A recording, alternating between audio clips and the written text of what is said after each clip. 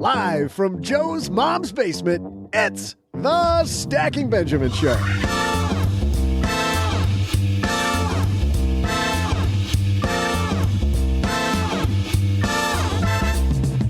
I'm Joe's mom's neighbor, Doug, and as the sun setting at 3 p.m. reminds us, the year is almost over. What should we have learned this year, besides never to tickle Joe's mom when she's eating chili cheese Frito pie? To kick off our year-end What We Should Have Learned extravaganza, we welcome the host of Money with Katie, Katie Gattie. In our headlines, do you have a flexible spending account? You're running out of time to use that money. So to help you hold on to your Benjamins, we welcome from the FSAStore, Shawna Hausman. Plus, we'll throw out the Haven Lifeline to Nick in Alaska, who probably has a question about fighting off bears. Go for the jugular, Nick! And then I'll share some trivia straight from the king. Oh, thank you. Thank you very much. And now, two guys who you should have learned a lot from this year. It's Joe and O-J-J-J-J-G.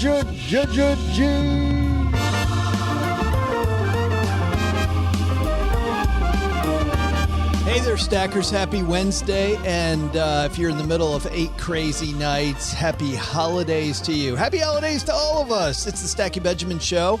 And you know what? It doesn't have to be a holiday to be a Wednesday. However, it is a special day for another reason here. It's OG's birthday, Doug. It's OG's birthday today. I don't know what you're talking about. Is that just amazing? And for OG's birthday, we go... Yes, we do. Because he likes that button a lot. Yes. OG, how are you, my man? You got the presents all ready to be opened. You're about to find out who in your family is cheap. They got you a twofer like this, and everybody does that. Hanukkah and Christmas. Everybody gets me the twofer. Kwanzaa, like all wrapped into one. Yeah, Boxing Day, the whole thing. Yes. Yeah. It's horrible. Why am I working? Smart people have birthdays in February or October. That's what I'm thinking. Yeah. You did it wrong. Yes. If you would have pre-planned this birthday That was mom and dad. Would have been The great. ice storm of 77. Memory serves. Which was like in the middle of what? June? May? Like I'm trying to do the math. March. Oh, March. Yeah, it would have been March. That's 9 months. Yeah. From gotcha. Close to 10, as a matter of fact. Math while we're recording, apparently not my strong suit. We got a great show today. Katie Gattie's here from Money with Katie. As Doug, you said, kicking off our extravaganza, our year-end big shows. Extravaganza. We're all dressed up. Look at us. Ready for the holidays. And before that, we're going to talk FSAs with Shawna Hausman. Hello, darlings. And now it's time for your favorite part of the show, our Stacking Benjamin's headlines. Well, it's that time of year. If you have money left in your flex spending account, you really need to get rid of that money. And so... time to start spending. Yeah, what am I going to do? Well, we had a recent chat over on the Fireside app with Shawna Hausman. By the way, we're going to be using the Fireside app a lot also in 2023, so go download that, Stackers. If you want to ask questions, and what was neat was Shawna stayed around and answered Stacker questions after the interview. But I'd like to play you some of the key points of what Shawna and I discussed because the clock is ticking. For people that are new to this, maybe they're young, they've never had a job with an FSA, they're changing jobs. Yeah. Let's just talk about, for those people briefly, what is an FSA? So an FSA is the ability for you to put pre-tax dollars into an account. You get the money at the beginning of the year. So it's something that your employer basically manages. And so you elect the amount you want to put in. The money goes into your account on the first day of your, whatever your period is that that your employer has chosen. For most people, that's January 1st. And then throughout the year, you can spend those pre-tax dollars on things like doctor's visits, orthodonture, things like that are, medical visits related. You can also buy products, and that's what we sell at FSAStore.com. And most people are not aware of the variety of things that you can purchase. So, we're here to talk about that today because we believe that putting money in an FSA is something that everybody should do. And I think that when people realize what's covered, they're all going to want to put money in. We have over 2,500 products. So when you think about that, there's a lot of things everyone's buying every day that they could use their money for and get it, essentially tax-free. Well, and that's the thing is that people hear this, this word pre-tax, and they don't think about what a big deal that is. But if you're just the average person, it's like a 20% off sale, Shawna, for the average person, I think. Almost 30. Yeah. Depending on your household income, your income tax rate. But that's right. Cause you also have state tax as well. And maybe all of it. Yeah. All of that stuff. So when you were here a year ago, we were talking about there were still some COVID rules in place where, you might have to spend some of it by the year end. You might not have to. And we kind of went over that, and it was just kind of, I don't remember the term you used, but it was pretty funny about how it was kind of squishy, right? Are those squishy rules gone? Do we have to do it now by December 31st this year in 2022? Yeah, as we say, deadline is back. During COVID, the deadlines were eliminated both in 2020 and 2021. But the deal was all of that money that carried over was going to expire in 2022. That's the big deal, because people likely have money. If you've been contributing for years, you may have money left over from last year, and you may have money left over from 2020. And that's the thing that we're concerned about, is that people are going to lose money that they carried over from the past 2 years without realizing it. And honestly, these platforms, these FSA management platforms, are not really going to help you, because when you go in, most of them are just going to show you your balance from this year, and they don't show you everything you have. You usually have to click in and click on 2021 to see the money there, and you got to click somewhere else for 2020. It's estimated that most households are going to lose $600 this year. And that's billions. I mean, billions of dollars. When you think about that, billions that are going unspent. It's just mind-boggling. Yeah, we did a story recently about, that unclaimed property that states have. One of our stackers wrote us and said, hey, did you check? Because they just checked for me, and I had like $120 in the state of Texas. I didn't know that I know, but $600 is a ton of money. And the fact that you click on this and you still might not see it is horrible. Yeah, that's the terrifying part. A lot of people that work with us, they've got spouses with FSAs in different platforms, and they're going in and they're saying, I know we have more money. I'm not seeing the total amount. And then you've got to kind of dig and look, you got to click on a drop down and go into 2021 and then go into 2020. It is not easy. And, no one's really prepared for this kind of thing. Yeah. So I think that these folks that manage the FSAs, they don't have this very high tech to begin with, but they never thought about this scenario. So, with people saying, oh my gosh, I went back to 2020 and I have like $240 in there and I didn't even realize it. Anything from 2020 and 2021 is all coming due on December 31st. And, most of 2020 will as well. Your employer may say you could carry a certain amount over. That will expire usually on March 15th. But they'll give you a little what they call grace period on the 2022 money. Maybe, your employer gets to decide. But everything from the past 2 years, it is done. It's done on the 31st. The date's coming up. Yeah, quick. So, yeah, we're very concerned. I mean, this is what we do every day. And we don't want people to lose their money. I mean, obviously, we think it's a great tax benefit, but if people lose their money, they don't want to sign up again. They're frustrated.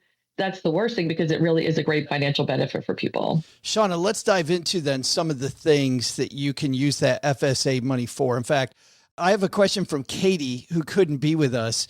She was asking about using her premiums for her insurance. Can she pay her premiums using FSA money? Can she do copays with her FSA money? Yes. Anything like any of those copays, anything to do with your medical visits, you can use it for.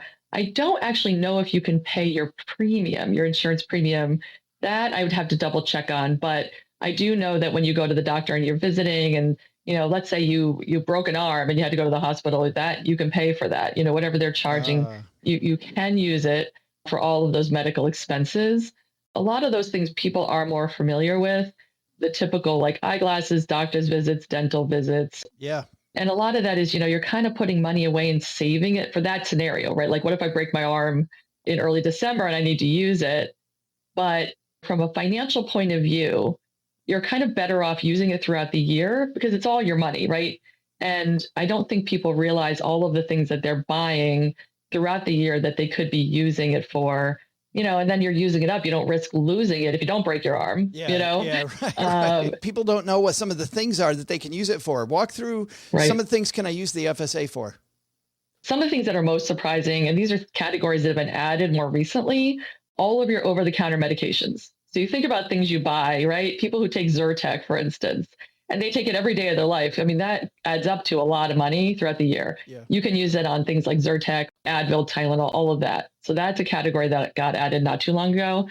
Another category is all your feminine care products. People are buying those on a regular basis.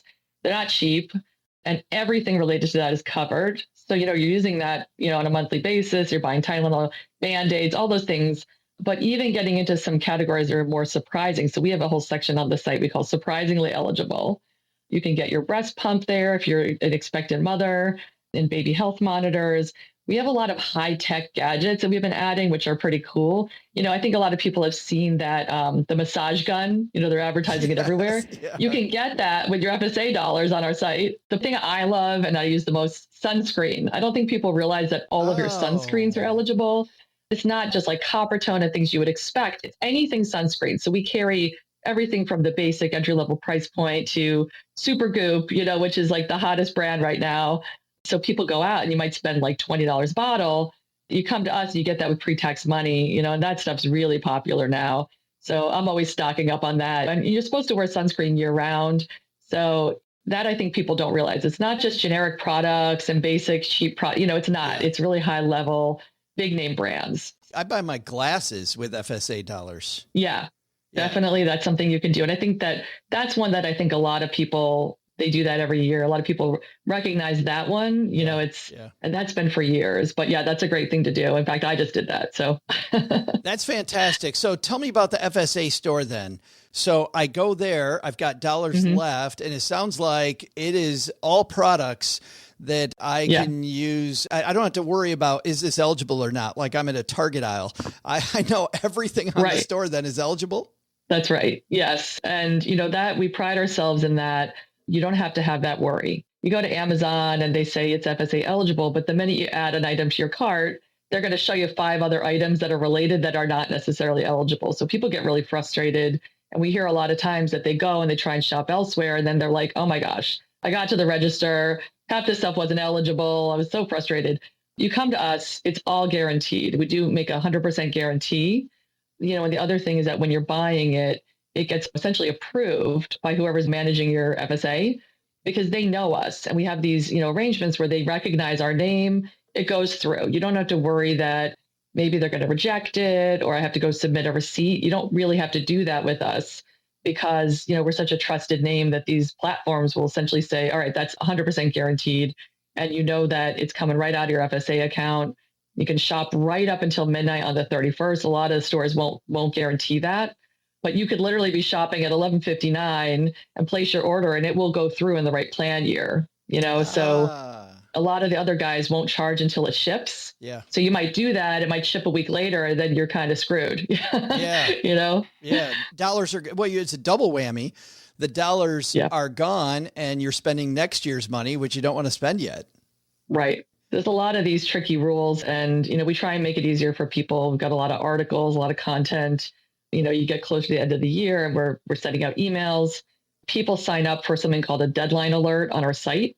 My suggestion is when you first get the money, you first pick this, you sign up for the program, go on the site, put a deadline alert. So people tend to they know all of this when they're signing up and that they sort of forget it. Yes. Right. So you go in and put it in and say, all right, my deadline's the 31st. Some people have a deadline that's the end of June, so you put it in and we start sending you kind of a countdown as you get closer so that you won't forget. That's my favorite thing to do is set these alerts and reminders because I just don't want to trust my brain. You got 50,000 things going on. And why? That's everyone's life is more hectic than ever these days, right? I have a question from James here, Shawna. James said he's worried about getting laid off. I think like a lot of people, James might work in tech, right? Might work for a certain tech company. I don't know, but can he, he says, can he change his mind about contributing money to an FSA? Is there a way to take the money back?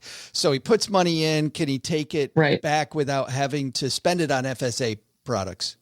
You can't take the money back, but you keep it. So what's interesting is the money goes into your account on the first of your plan period. So let's say January 1st, and you become unemployed. the employer doesn't take it back from you. So you leave, you're no longer contributing, but you get to keep the money, which is interesting. And they kind of account for that. Your employer does account for that. So you could get the money on the first of the year, get laid off 2 days later, but you now have $3,000 in your account that you're not paying out on a monthly basis. That is what happens. Like the money goes in, let's say, and then you have 9 months of being unemployed. You're not contributing to it, but you already have it. So that's kind of an unusual thing about these accounts. Yeah. You can't pull it out for cash, but that's where I would suggest that people go to the site and see what's eligible, because guaranteed there are things that you don't realize that you're buying every year, that you're buying on a weekly, monthly basis. And that's where you start to think like, what do I use? Make the list of your over-the-counter meds. Well, and like I was thinking earlier, James is still going to have these issues. I mean, he's still going to need all these different things, even though he doesn't have a job. Doesn't mean that he doesn't need all these healthcare products. That's pretty cool. I did not realize that he keeps the money, but the rules still apply then, right? So let's say he gets laid off January 2nd. He's got the $3,000. He now the clock is still ticking it through December. That's right. Yeah. Okay. Yeah, that's right. And so, you got to, if you do have $3,000 at the beginning of the year, then you really should sit down and make a list of things that you need to do, all your doctor's appointments you need to have, you need glasses, you can actually get hearing aids now, which just became eligible last month. Wow. And hearing aids are like thousands of dollars. Yeah. And you could come, our site, we sell them cheaper than if you got one with a prescription. These are non-prescription hearing aids. And you could save hundreds of dollars on these things because now they are eligible. So we're constantly adding new categories. I have a lot of friends that have migraines. We just added this high-tech migraine relief products. It's not cheap, but when you get it on the FSA, you're saving that money. And people are saying that this thing is like curing their migraines. It's a device, you strap it around your head. I don't know, I haven't tried it, but people who are using it, it's like a top seller since we went live with it. So you got to make the list of doctor's stuff. You got to make the list of products you use every day. And then if the money's left over, you think to yourself, you know what, I get migraines. It's worth investing in that item. It may be a little more expensive, but if I have the money, I'll use that. Or if we sell bundles now that are kind of like putting it all together for you to make it easy. Let's say it's December 31st. You're at a holiday party, you're at a New Year's party, and you're like, oh no, I've got all this money. We hear this all the time. People are like at 11 p.m. going online. Now you can do bundles. You say, all right, I don't know what to buy. We say, go get the sunscreen bundle or go get the over-the-counter med bundle. Just click it and buy it. Like, don't lose your money. All right. Yeah. I was going around your site, and you guys have a cool calculator on the site, by the way. So if people are contributing to an FSA, there is a maximum, but there really is an amount that's right for every family. And you kind of have a calculator of this is the amount to do. Yeah, that's right. We want to make it so that you're putting the right amount in. This coming year, you're going to be able to put over $3,000 in, but that might not be right for you. That's why I suggest, making a list will help you do that on the site. You think about what you're going to need. Is everyone in the family going to get glasses this year? That changes it as opposed to one person. Make a list of all the over-the-counter meds, the fem care, the acne care, all of those things that you're going to use on a regular basis. Shawna, thank you so much for helping us save some money again this year. Yeah, my pleasure. Super. Thank you for giving me some time off from my virtual office to join you in the virtual basement. Absolutely. Anytime. Big thanks to Shawna for hanging out with us, and you'll find her at the FSAStore, as she mentioned. got to get that stuff done. Got to get it done. Use it or lose it, as they say. And there are some healthcare reimbursement accounts, which sound a lot like HSAs. People kind of confuse them. Those are also use it or lose it. So if you've got the healthcare reimbursement account, FSAs, dependent care reimbursement account, that you got a little bit of grace because, you can pay that all the way through January. But pay attention to those year-end deadlines coming up fast. In many cases, you can submit receipts for reimbursement to them after the first of the year, but the spending has to happen before the end of the year. Yeah. Isn't that right? Yep. Yeah. For sure. So still a panic. Yeah, right. Still get it done, but you don't have to necessarily submit it right away. Coming up next, Gattie is the host of the new and exciting Money with Katie show. I say new. I think Katie's show has been on the air for just over a year. And super excited to hang out with her. Of course, Money with Katie comes to you from Morning Brew, which is, I think, a newsletter that all three of us get. Second only, of course, to our own 201, but a pretty darn good newsletter over at Morning Brew. And Katie's agreed to go over with us the top 5 things that she thinks were events this year that we should have learned from. So let's say hi to Katie in just a moment. But while she's coming downstairs to get set up, Doug, you've got some trivia for us. Darn right I do, Joe. Hey there, stackers. I'm Joe's mom's neighbor, Doug. And on this day in history, Elvis met Nixon at the White House, an event which I can only assume ripped a hole in the space-time continuum. Elvis is famous not only for his dance moves, which are widely considered to be second only to my own, but also for his holiday songs and movies. Ah, bad holiday movies. How often do you get to mix bad and Christmas together?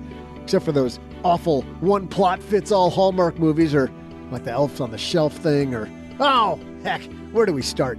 Here's some good meets bad this holiday season. In Dr. Seuss's epic tale, The Grinch Who Stole Christmas, what were 3 words used to describe the Grinch? I'll be back right after I go light today's menorah candle. That's right, I celebrate all the holidays. Feliz your Kwanzaa over 8 crazy nights, everyone.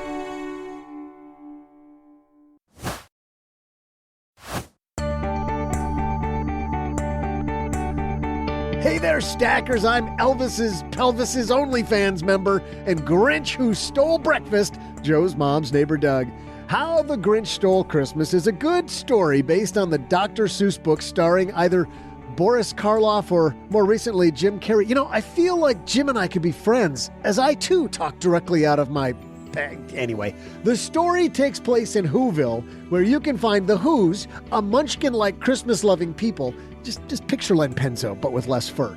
On the other side of the reindeer tracks lives the Grinch, who hates Christmas and plans to steal it. I don't know why. Maybe to replace it with Starbucks. Who knows? And what does this annual Benjamin maker use as the 3 words to describe the Grinch?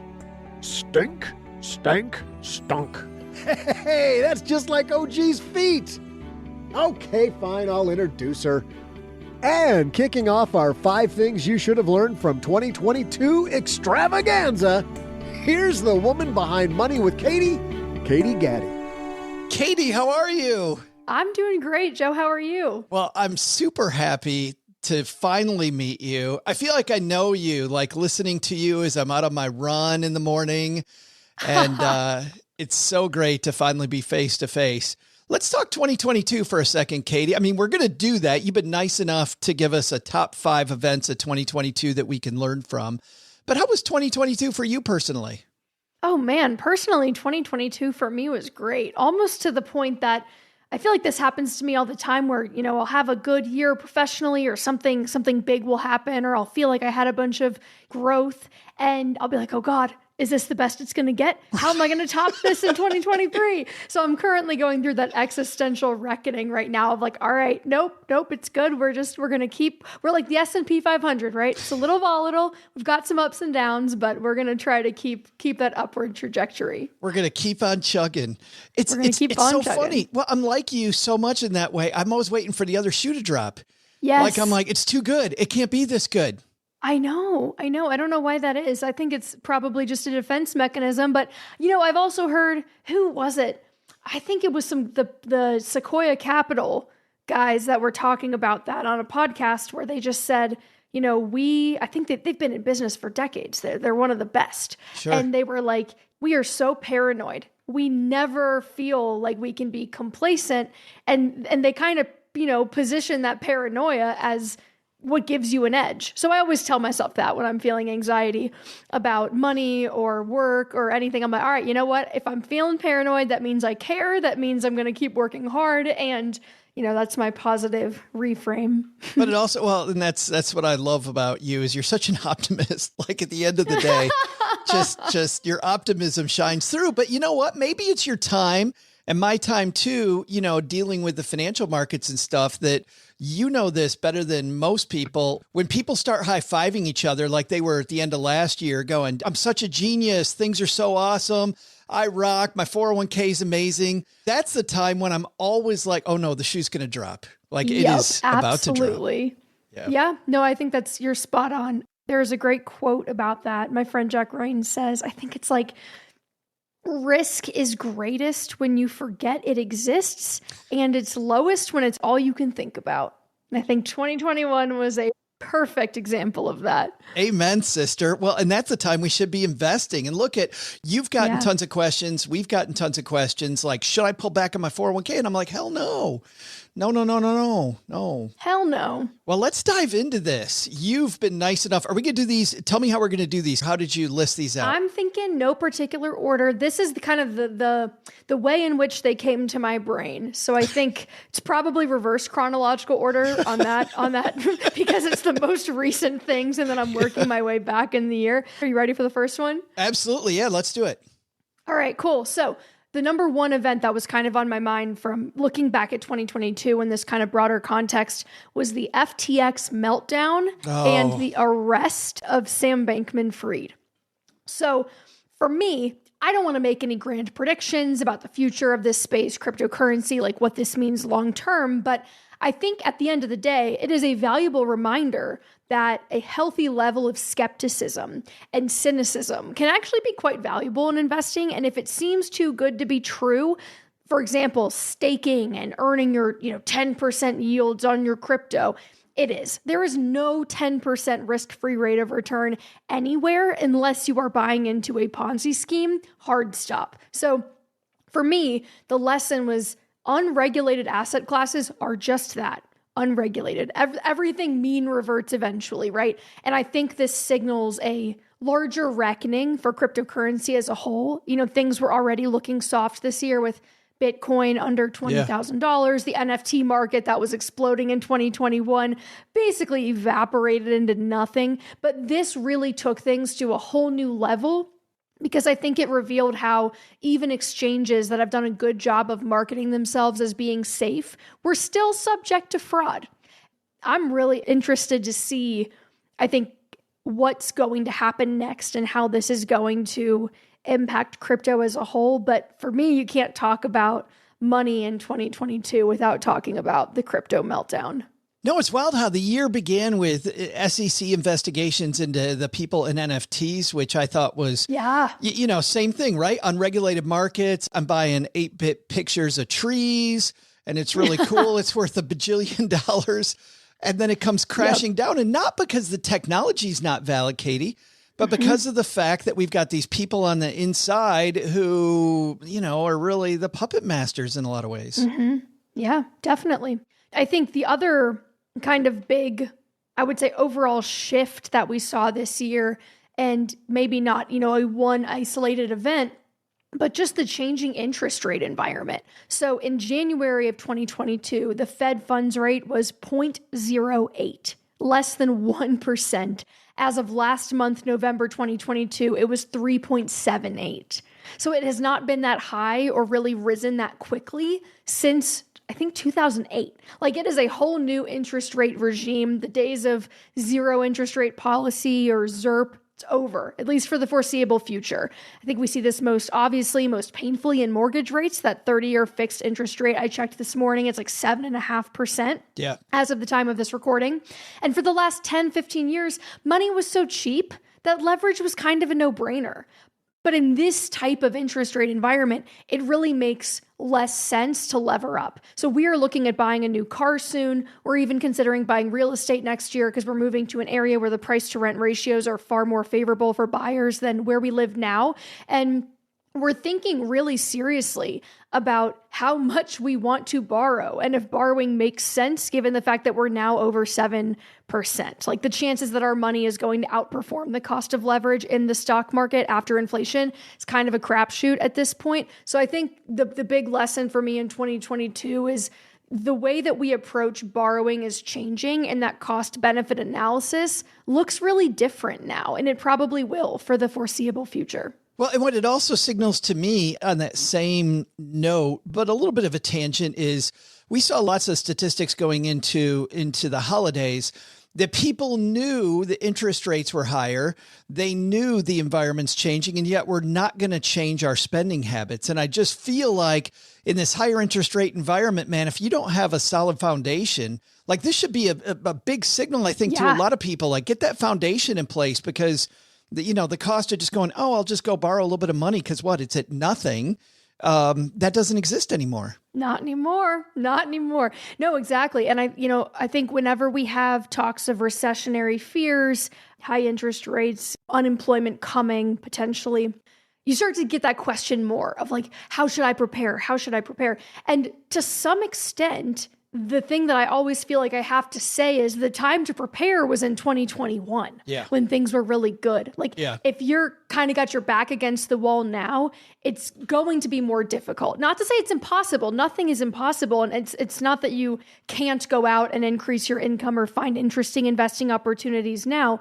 But to me, this whole kind of shift, it almost felt reminiscent of 2020, where things took a turn so quickly and there was so much uncertainty that it's that signal like, all right, it's time to buckle down, go into austerity mode. And I think for me, I learned a lot in 2020 about the importance of being prepared. And if you stay prepared, you don't have to get prepared. Yeah. And hopefully you're going into 2023 and this talk about recession with a really strong foundation that, you're going to be able to actually take advantage of buying opportunities in the market, as opposed to feeling like, oh God, I have to shore up my, weak sides here because I've been a little bit loose. I know, by the way, you don't like to play the crystal ball game. Yeah. But do you still think there's more fallout coming in terms of interest rates? Let's hang out with interest rates for just a minute longer. Yeah. Oh God. It's funny that you said at the beginning of this interview that I'm an optimist. I think at my core I am, but I tend to be pretty pessimistic about things like this, where I'm like, I know that we just had that inflation print. It's going back down. I think there's cause for optimism around Jerome slowing his roll a little bit, but I wouldn't hold my breath. I do think though, or I do wonder, I had a great guest on the pod a few months ago where I kind of wonder if we've already seen the bottom in the stock market. It's possible that this is all one big dead cat bounce, but I do wonder if we are through the worst of it in the market. I don't think the economy is through the worst of it, but her name's Liz Young. She was just talking about how it's always important to remember that because the stock market is a forecasting mechanism, it's forward looking, it's pricing in all the bad things that we think are going to happen far before they actually happen. So, 6 months ago, things were super, super bleak. And it's not to say that we've really fully recovered, but we're down 15% year to date now instead of 25, which is where we were a month or two ago. So I'm optimistic about the stock market. I would not be surprised if they continued to raise rates a little bit more. But at this point, it's one of those things where I kind of feel like, let's find the silver lining, because we can't control it. And to me, the silver lining is my kind of third point of, the 2022 takeaways, which is that bonds are back. Rates are going up, bonds are back on the table. Drum roll, please. Right? Over the last decade or so, it seemed as though bond exposure wasn't really worth it because yields were so low. And I was seeing stuff everywhere that was basically like, hey, the 60-40 portfolio is dead. The 4% rule is dead. Not anymore. You can get a 4% risk-free rate of return on a 10-year T-bond. That has not been the case for 10 years. And over the last few years, with all the grumbling about how the 4% rule is dead and fixed income is, no longer worth owning, higher interest rate environment, that tune is going to change. And I think it's a good opportunity to kind of revisit asset allocation and just kind of check back in and say, hey, was this year terrible for me having my entire portfolio be down 25%? Maybe my stock allocation is a little bit high. Maybe I shouldn't be in 100% S&P 500 if that's what you're in and you're considering rebalancing. But I do think that the silver lining of interest rates, though we can't control them, is that bonds are back. And in some ways, that's a nice shift after the last decade or two. I'm so glad that you said that, because it truly isn't about the markets. I love your framing that it's about you, right? I mean, this is about you. And so often I feel like we jump on this roller coaster because we think it's one thing, then we get halfway down and we go, oh, like this is way harder on me. And if you can't sleep at night, if you're having trouble psychologically because your money's down so much, I really love that part of investing. Shift it today. Yeah. Because my initial reaction, Katie, when you said that was, if I'm an aggressive investor, does it matter that bonds are back? Like that was my first reaction. And maybe it doesn't unless it's affecting you. Yeah. Well, I think it also depends on your age, right? And, Sure. and your time horizon, when you're going to have to start drawing down on your portfolio. I think that's going to be an aspect of this. But I also think I really like using Portfolio Visualizer and doing back tests and just seeing through other periods of recessions and volatility and lost decades even. Like I love the 2000 to 2009 example for the S&P 500 where you close out, I think even into 2010, you're still lower than you were in the year 2000. Yeah. So I think this idea that the S&P 500 is a sure thing within 10-year periods or fewer, it's kind of a false sense of security and safety. And if you had some bond exposure, if you had some exposure to other asset classes during that time, you actually ended that decade up. It was not a lost decade for you. So I think sometimes because we look at the last 10 years, we extrapolate that forward and say, well, the S&P 500 is always the top performer. Like large cap growth always is going to win. And that's just not the case, especially over the last 100 years. So I think it is a compelling case for diversity, whether that diversity comes in the form of other indices or bond exposure. But I would say my fourth inclusion of kind of 2022 lessons comes back to small cap value. And when I was writing my notes for this, I wrote small cap value is coming back ? Because I've always been a fan of small cap value. Sure. That asset class to me, because it represents kind of the polar opposite of what I hold in my S&P 500 and other large cap growth or large cap blend funds. So I love Paul Merriman's work. He makes a very, very compelling case for small cap value, but it just has not done well in the last 10 to 20 years, especially not compared to the S&P 500. But this year, it's outperforming the S&P 500. I think it's like down 8% year to date instead of 15 or 16% year to date as of the time of this recording. And I was reviewing some BlackRock materials the other day. It's like their 2023 prospectus.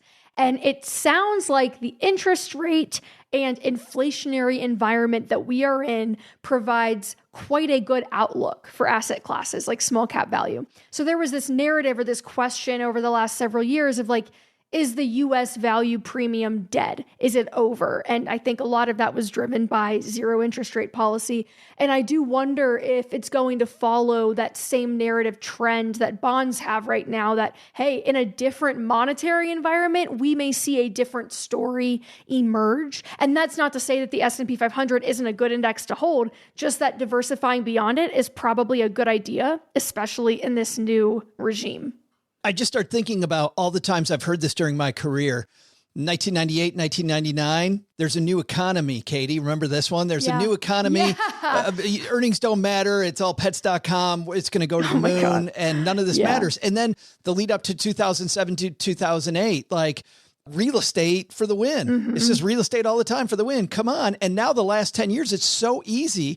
If you've been an investor for 10 years, somebody's hearing you right now, Katie, going, small cap what? Right. What the hell are you talking about? I feel the same way about emerging markets. I love emerging markets. Me too. I just like the sexiness of it. I think that this idea that the world's going to continue to flatten in terms of productivity and we're going to see these cool things coming out of different countries is just this great, it's just a fun place to invest. Kind of same thing there, but small cap value.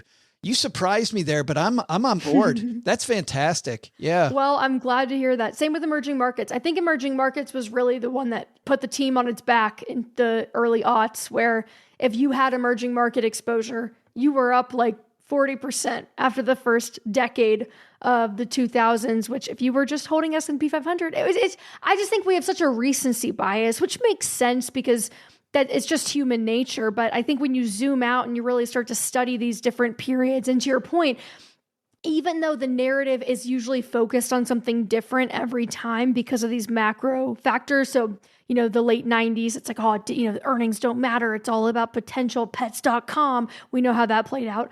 Real estate. Oh, it just goes up. We know how that played out. Same with the past couple years. I mean, I just think there's this kind of cyclical nature to the hype, and it may direct itself at different things, but at the end of the day, we come back to fundamentals every time because that's the only thing that we can really like hang our hat on. So to close out, my fifth thing, we often see our largest single day spikes during these periods of high volatility. So on Thursday, November 10th, we saw the single day highest jump, so over 5%, the S&P 500 up over 5% in a single day that we have seen in years. I think there's only been, I'm going to, fudge the numbers here, but maybe 20 times in the last 50 years that this has happened. And you could talk about the reasons why it happened and so on and so forth. But I think the more valuable takeaway is that periods of volatility and negative sentiment in the news cycle, like 2022 being the perfect example, the world is ending, there's a war in Europe, inflation is crazy. This is often when we see those big pops. And the last one that we saw was in May 2020. So a period when everyone thought the world was ending and everything, there name a time of more uncertainty than like the spring of 2020, right? Oh God. But these single day pops are so important if you're dollar cost averaging into the market, and missing them can just be absolutely disastrous for your long-term returns. So to me, the lesson was, hey, stay the course. Those psychological wins are so freaking powerful. And they remind us, even in the midst of really scary times, that we are going to be rewarded eventually. So I know that I said like, hey, diversify beyond the S&P 500.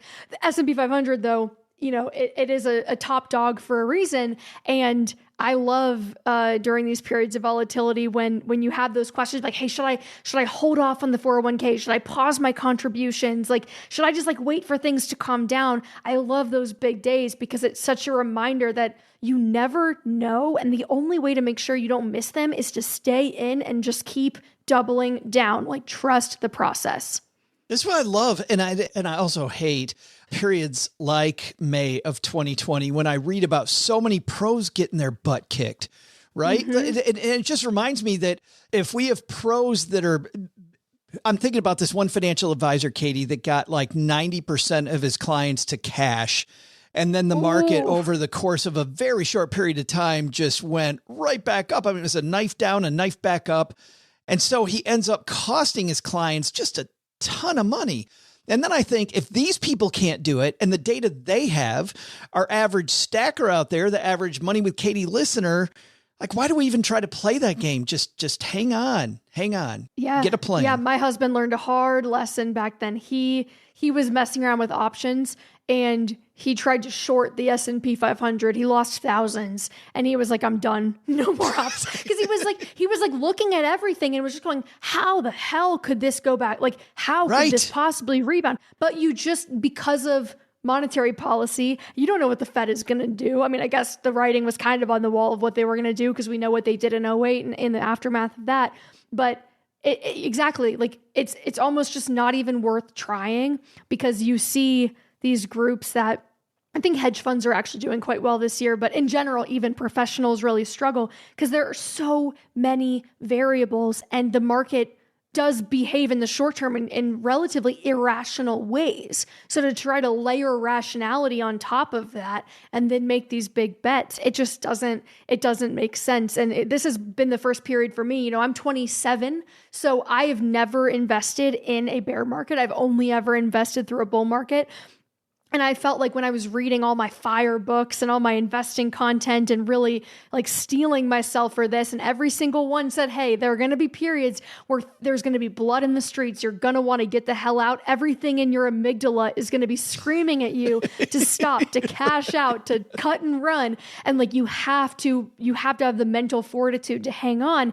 And this year was kind of my first challenge in that way where I was tested and had to really put that to the test. And fortunately, because I had income the entire time and I'm young, it was relatively easy to stay the course. But I can understand that fear. It's a little bit like when you're on a plane and there's turbulence. Before you get on that plane that the rate of, the risk of being in an accident on a plane, 1 in 10 million or 100 million. I mean, it's minuscule. There's practically it's the safest mode of transportation by far. But when you're actually on the plane and it's shaking you around and up and down, I mean, like the mental kind of cognizance gets overridden by just fear. And I think investing is much the same way. And it's that practice of like, how do I remain calm and continuously just come back to the data and my investing philosophy? And I think if people can withstand this year, they can withstand anything. And I think that's the other silver lining of like, if you can make it through this year, if you can keep DCAing in and not sell, you know, you've kind of proven to yourself that you have the mental fortitude to stick it out. And we may be sticking it out for a long time. You know, we know that these types of downturns can last years, but I do think it's like a good testament to be like, hey, yeah, I got this. Like, I'm not just a bull market investor. I can really do this. Do you know what though, Katie? You know what makes me calm down on a plane when there's turbulence is when the pilot comes on ahead of time. Yes. And says, hey, there's turbulence coming, right? Just that. So I'm so happy that you were the pilot today telling us that there will be more turbulence. Yes, there will be. Yeah, you're the metaphoric flight attendant. You're like, do they look nervous? No? Okay, I guess we're good. I think we might be fine. But I wrote down a couple big themes here that I think from your top 5, and thank you so much for doing those. The plan really matters. Creating your plan in 2023, I think is going to be great. And to your point, if you don't have one now, the best time to have one was before, but if you don't, let's do it today. And then the second piece that I absolutely love is that diversification matters. Like staying diversified, getting involved in this hot thing, you know, looking at FTX and what's going on there. If we got over involved in crypto, maybe not a great thing. We got over involved in the S&P 500, maybe not a great thing. If we forgot about bonds, maybe not a great thing. Keeping that long-term approach and that diversified approach is I think, for the win. You know, Katie, that you can trust me and that nobody listens to the stacking. I mean, it's just you and me sitting here. What's coming up on Money with Katie that you've told nobody yet? Oh, God. You've told nobody yet. That's like the big secret that, you know, just you and I could share. Oh, I love that. Well, nothing is set in stone yet, but we are thinking about launching a second show of some kind. Oh, sweet. Yeah. And I haven't really talked about that at all. So yeah, you heard it here first. But the Money with Katie show is highly research intensive. It is scripted from start to finish. There are 50 plus hours of work go into every episode across our team. It's a very labor intensive show, and it is my pride and joy. I care deeply about the format and that it is a really premium experience that you always walk away feeling like, oh my God, I just learned so much in that 30 or 40 minutes. And I think we're trying to shift a little bit in adding something to our repertoire where it's a little more conversational, a little more laid back, maybe a little bit more lighthearted. Some of the things that we cover on the show they're very serious, and we do it with a humorous tone, but we are exploring adding another show to the docket and taking kind of a different approach just to test it out and to see how it goes. So I think that's probably what's coming in 2023. Absolutely fabulous. Well, I'm raising a glass to you, Katie. Here's to a great 2023. Thank you. Happy New Year's, my friend. Happy New Year. Hey, this is Pete the Planner, USA Today money columnist and host of the Ask Pete the Planner podcast. When I'm not fixing the weirdest financial situations you've ever heard of, I'm stacking Benjamins. Big thanks to Katie for joining us for our penultimate. That's like the only polysyllabic word you know, isn't it, Joe? I was going to say bonus points if you can spell it. Penultimate to the last. I don't know how to, I truly don't know how to use it in a sentence. It's just that word. Yeah, but we do a 5, but it's penultimate live episode. Is that it of 2022? I don't know. But anyway. Penultimate. Yes. Episode. The 7th. OG's birthday episode. We'll go with that one. Big thanks to Katie for joining us. But back to the Grinch. I think I like the Boris Karloff Little known, one. it was true. It's a true story. Oh. Yeah. Based on the true events that went down in Whoville. Is Whoville next to is it, what's it called? Fansville? I think it's by Sneedville, isn't it? All those people are in those Dr. Pepper commercials. Isn't that Fansville? Yeah. Yeah, but also Sneedsville, right? Isn't Sneedsville the one from the Lorax? The Sneeds? Another true story? Sneeches. Oh, Sneechville. Sneech? No, I don't think it's Sneech. Sneeches in the desert. It's not Sneed's. It's not like Sam Sneed, the golfer. It's not his descendants. Maybe it is. Do you know that? I don't know. Have you done the history, the Ancestry.com? OG's looking it up right now. And when he realizes I'm right. Thneedville. It's a TH. I had it way wrong. Thneedville. Thneedville? Thneedville. THN. Thneedville. Spy Whoville. It's across the, anyways, you wouldn't know. It's across the tracks. It's fabulous audio. Let's throw out the Haven Lifeline. Tackle some of life's most important questions. Our friends at Haven Life Insurance Agency, Doug, they put what you value first here on OG's birthday. Chex Mix. Chex Mix with peanuts. So nasty. For OG's birthday? For OG's birthday, I like a fire extinguisher, man. It's going to light the house on fire with all those candles. So here's the thing. We're going to be sitting around. He's going to throw this really boring party for himself. And we're going to sit there and have nothing to talk about. I want good snacks.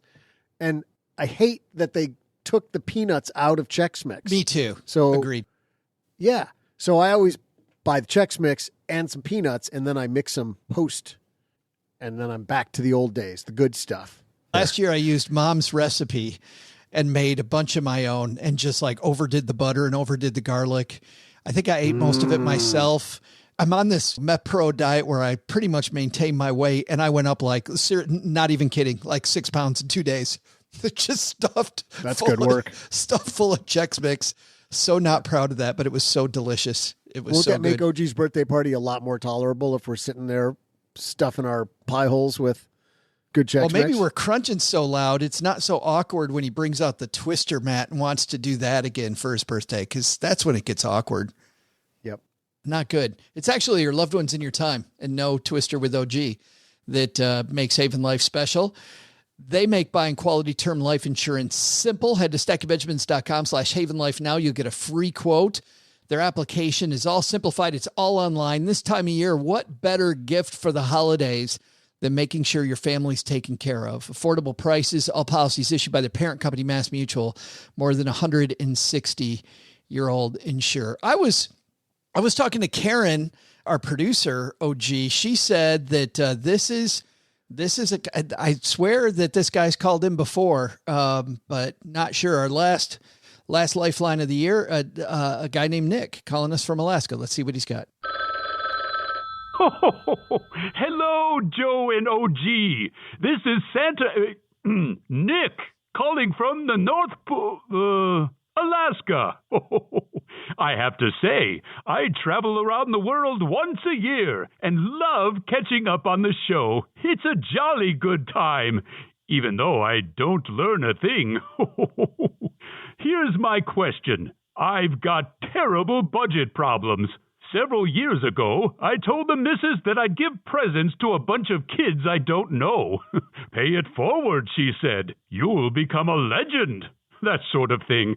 Well, I have to say it's gotten out of hand. Every stinking year I load up my my pickup with all of these toys. It used to be trucks, trains, and Barbies. But now they want iPads, Xboxes, and $1,000 phones. I mean, I give these ankle biters everything they ask for, and they always just come back asking for more. I know what you're going to say, OG, and before you say it, I've already tried to cut my costs. We had the great idea of stuffing things in socks to limit the amounts, but before you know it, that just became an add-on. And now, these rascals all expect a sock full of junk and their silly presents. Oh, greedy little. And all for what? All I get in return is a few Christmas cookies, and now they're all gluten-free. Where's the fun in that? Between us, I've even gone so far as to hire a bunch of undocumented workers. They're out in my workshop behind the house, making knockoff purses and jewelry as we speak. I wouldn't be surprised if the feds knock on my door tomorrow and shut us down. And if that weren't a big enough problem, we use deer in our delivery system. And the animal rights people are breathing down my neck. I really, truly don't know what to do anymore.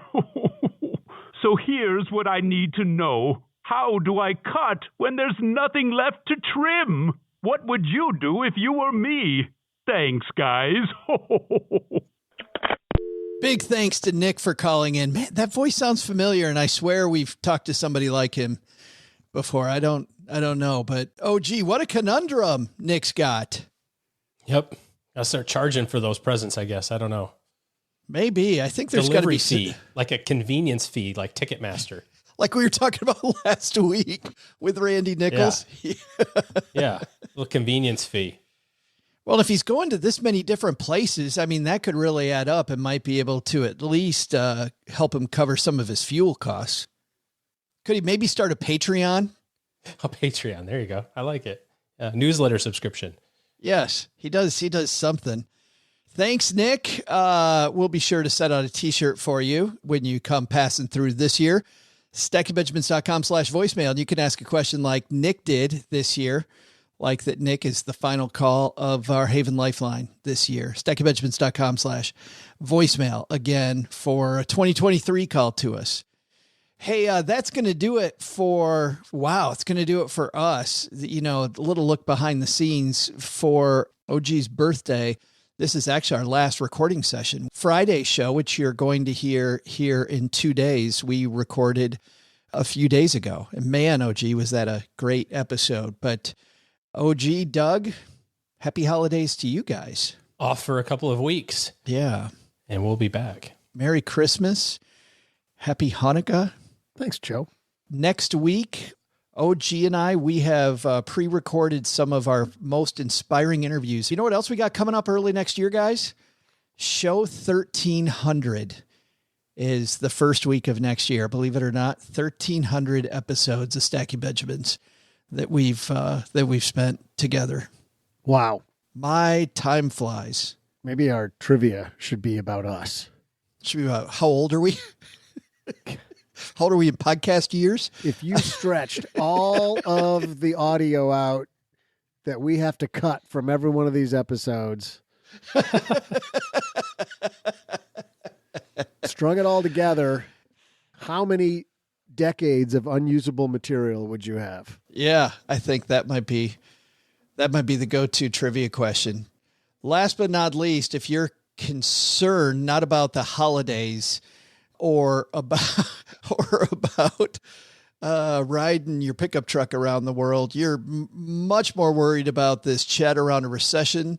OG and his team have put together a free guide that shares 8 moves to make it a down market. The guide will help you plan more, panic less, no matter what the market does. Head over to stackingbenjamins.com/guide and you'll get this helpful free guide from OG. There's a present right there. There's to give yourself the gift of it's a good present. Not worrying so much. Absolutely. All right, everybody. Thanks for hanging out with us. Doug, you've got it from here, man. What should we have learned today? Well, Joe, first, take some advice from Katie Gattie. What events influenced you this year? Don't just change your actions today for a better outcome. Use what you learned to propel you into 2023 and beyond. Second, take advice from Shawna Hausman in our headlines. Have FSA money? Make a plan to use it ASAP before it goes away when the ball drops on 2022 next week. But the big lesson? Stink, stank, stunk. That sounds a lot like the basement during Pedicure Friday. Febreze, people, Febreze. Thanks to Katie Gattie for joining us today. You can find out more about her work at moneywithkatie.com. We'll also include links in our show notes at stackingbenjamins.com. Thanks also to Shawna Hausman for hanging out with us. You'll find Shawna and all things FSA at FSAstore.com. This show is the property of SB Podcasts, LLC, copyright 2022, and is created by Joe Salcihai. Our producer is Karen Repine. The show is written by the brilliant Paulette Perhatch, with help from Joe, me, and Doc G from the Earn and Invest podcast. After you listen to our show, check out the 201 Deep Dives written by our website manager and blog editor, Brooke Miller. You'll find the 411 on all things money at the 201. Just go to stackingbenjamins.com/201.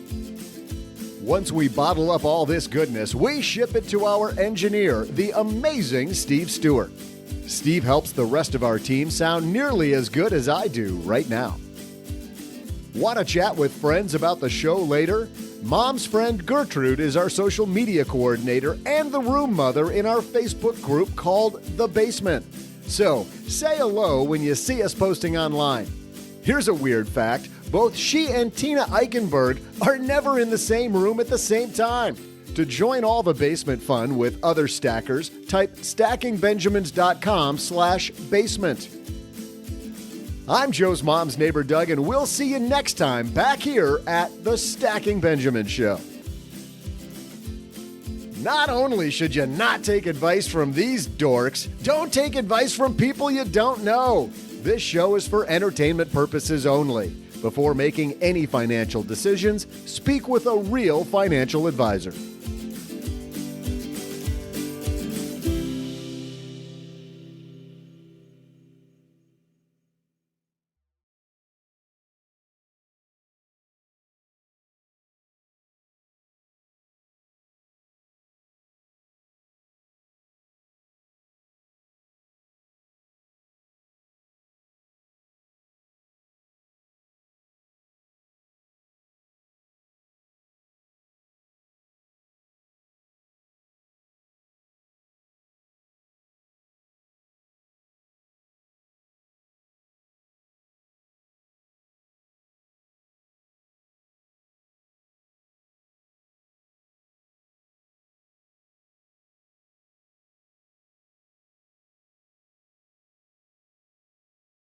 This is the last time I'm going to see you guys until New Year's. What do you got going on New Year's wise? I think we've talked about the holiday season, Christmas.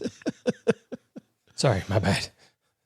Got a little overexcited. Headed with friends to Galveston, going to they have a condo in Galveston that they normally rent out, a rental property, but they've booked it for New Year's. So we're going to head down there and have a little holiday away with some friends.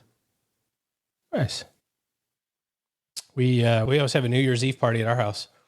So we are going to have lots of people over. Watch a little foosball. Do you know? On the TV. Yeah, you're welcome to come. Take you a while to get here, but... you've always had this? It's just something you do every year? Always? Every year. Don't worry, I'm not invited either, Doug, so... Known him for like 12 years now. Never even knew this event happened. No idea. Oh, it's great. We have like tenderloin, chocolate pie, big thing of potatoes. It is a good party. It's a hell of a party. You do your standing rib roast? That's going to be Christmas Day. We just do tenderloin. Just do tenderloin. This is OG. It's time for the standing rib roast. As opposed to the sitting rib roast. The kneeling rib roast.